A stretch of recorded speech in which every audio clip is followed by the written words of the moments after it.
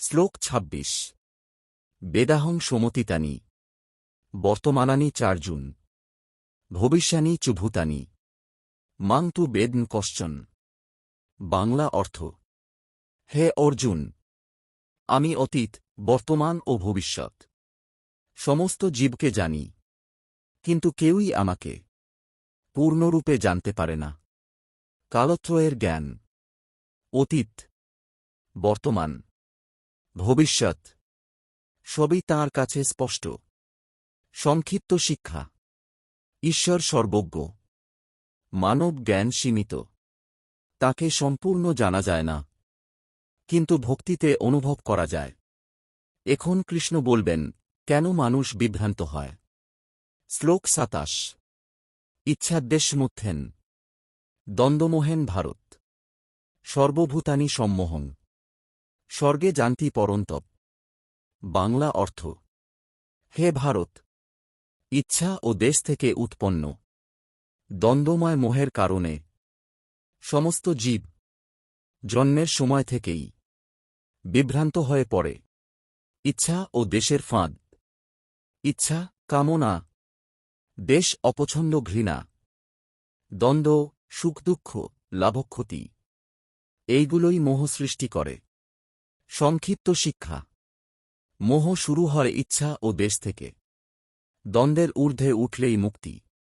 এখন কৃষ্ণ বলবেন কারা এই মোহ থেকে মুক্ত হয়। শ্লোক ২৮ যেষাং তন্তগতং পাপং জনানাং পুণ্যকর্মণাম তে দ্বন্দ্বমোহনির্মুক্তা ভজন্তে মাং দৃঢ়ব্রতা।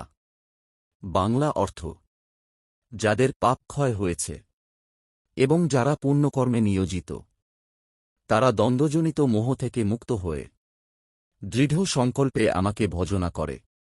মোহমুক্ত ভক্ত, পাপক্ষয়, পুণ্যকর্ম, দ্বন্দ্বমুক্ত চিত্ত, দৃঢ় ভক্তি।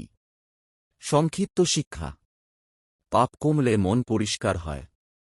পরিষ্কার মনেই দৃঢ় ভক্তি জন্মায়। শ্লোক ২৯ জরামরণ মোক্ষায় মামাশ্রিত্য যতন্তি যে তে ব্রহ্ম তদ্বিদু কৃৎস্নম অধ্যাত্মং কর্ম চাকিলম। বাংলা অর্থ: যারা জরা ও মৃত্যুর বন্ধন থেকে মুক্তির জন্য আমার আশ্রয় নিয়ে সাধনা করে, তারা ব্রহ্মকে সম্পূর্ণভাবে জানে, অধ্যাত্ম ও কর্মের রহস্য উপলব্ধি করে।